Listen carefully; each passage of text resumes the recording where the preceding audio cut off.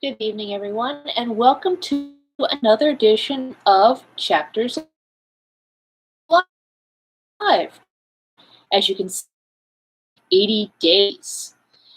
Before we start the book, I'm going to give you just a little bit of information about the book itself. It was published in French originally in 1872, time when technological breakthroughs had made it possible to travel around the world as a tourist rather than just as an explorer with relative ease and comfort. A couple of things, for example, the opening of the Transcontinental Railroad in America, the linking of the Indian railroads across the subcontinent, and also the opening of the Suez Canal. All these occurred within a couple years of this book being published and really opened the world up to tourism travel. It was one of the most widely read books of the 19th century, and it actually shaped how Europeans viewed colonies and the colonized lands. Closing the novel was the 21st of December, 1872, which is the same date as the serial publication. So while the book was being published serially, people actually thought that was happening in real time. They would place bets, and some companies, shipping companies and rail companies, actually contacted Verne and asked if they could be mentioned in the book. Now, we don't know for certain whether he actually accepted their offers, but based on the descriptions of some shipping and rail lines in the book, there's some suspicions that he might have. And also, finally, one of the things we most associate with the book is them traveling by balloon to get to their next destination. Well, it actually never happens in the book. The balloon comes from the 1956 movie adaptation of Around the World in 80 Days. But since then, it's actually become part of the general mythology of the book. It's featured on book covers and things like that. So it's like elementary Dear or Beam Me Up Scotty, something that Stokes in mind.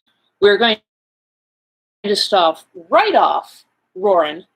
We're probably going to read about 10 chapters tonight, but they're very short, so they're going to kind of move quickly. So we're going to start off with chapter 1, in which Phileas Fogg and Passepartout accept each other. The one is master, the other is man. Mr. Phileas Fogg lived in 1872 at number 7, Savile Row, Burlington Gardens, the house in which Sheraton died in 1814. He was one of the most noticeable members of the Reform Club, though he always seemed to avoid attracting attention, an enigmatical personage about whom little was known, except that he was a polished man of the world. People said that he resembled Byron, at least that his head was Byronic, but he was a bearded, tranquil Byron, who might live on 1,000 years without growing old. Certainly an Englishman, it was more doubtful whether Miss Phileas Fogg was a Londoner. He was never seen on 'Change, nor at the bank, nor in the counting rooms of the city. No ships ever came into London docks of which he was the owner. He had no public employment. He had never been entered at any of the inns of court, either at the Temple, or Lincoln's Inn, or Gray's Inn, nor had his voice ever resounded in the Court of Chancery, or in the Exchequer, or at the Queen's Bench, or the ecclesiastical courts. He certainly was not a manufacturer, nor was he a merchant, or a gentleman farmer. His name was strange to the scientific and learned societies, and he never was known to take part in the sage deliberations of the Royal Institution, or the London Institution, the Artisans' Association, or the Institution of Arts and Sciences. He belonged, in fact, to none of the numerous societies which swam in the English capital, from the Harmonic to that of the Entomologists, founded mainly for the purpose of abolishing pernicious insects. Phileas Fogg was a member of the Reform, and that was all. The way in which he got admission to this exclusive club was simple enough. He was recommended by the Barings, with whom he had an open credit.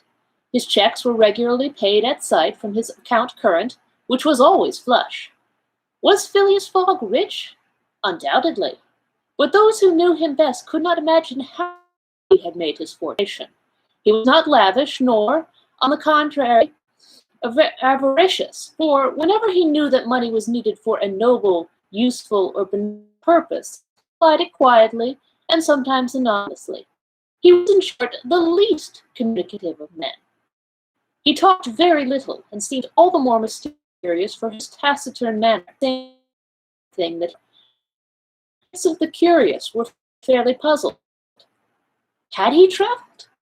It seems likely, for no one seemed to know the world more familiarly. There was no spot so concluded he did not appear to have an intimate acquaintance with it.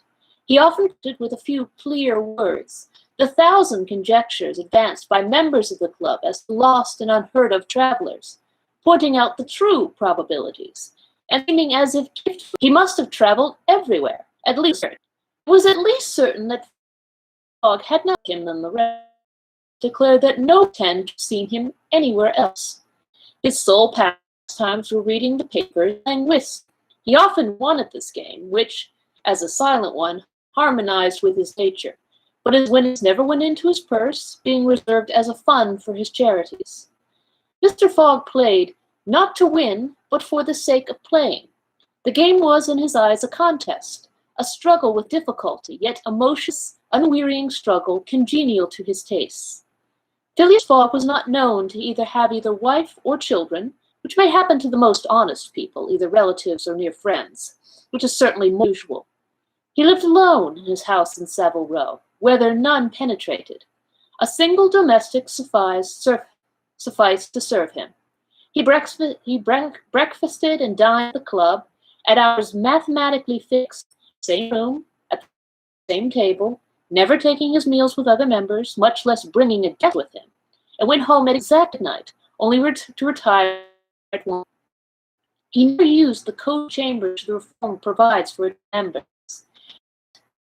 It was with a regular hall with its mosaic flooring, or in the circular gallery with its dome supported by 20 red porphyry ionic columns and illumined by blue painted windows. When he breakfasted or dined, all the resources of the club, its pantries, its buttery and dairy, needed to crowd his table with their most succulent stores. He was served by the gravest waiters in dress coats and shoes with swanskin soles, who proffered the viands in special porcelain, and on the finest linen, decanters of a lost mold contained his sherry and his cinnamon spiced claret, while his beverages were refreshingly cooled with ice, brought at great cost American lakes. If to live in the style is to be eccentric, it must be something good, eccentricity. The mansion in Savile Row, though not sumptuous, was exceedingly comfortable. The habits of its occupants such as to demand but little from the sole domestic. Phineas Fogg required him to be almost superhumanly prompt and regular. On this very 2nd of October, he had dismissed James Forrester because that unluckless youth had brought him shaving water at 84 degrees Fahrenheit instead of 86, and he was awaiting his successor, who was due at the house between 11 and 1:30. Phineas Fogg was seated squarely in his armchair, his feet close together like those of a grenadier on parade, his hands resting on his knees, his body straight, his head erect. He was steadily watching a complicated clock which indicated the hours, the minutes, the seconds, the days, the months, and the years. At exactly 11:30, Mr. Fogg would, according to his daily habit, quit Savile Row and repair to the Reform. "Here," said he. The young man of 30 advanced and bowed. "You are a French, I believe?" asked Phineas Fogg. "And your name is Jean?" "Jean, if monsieur pleases."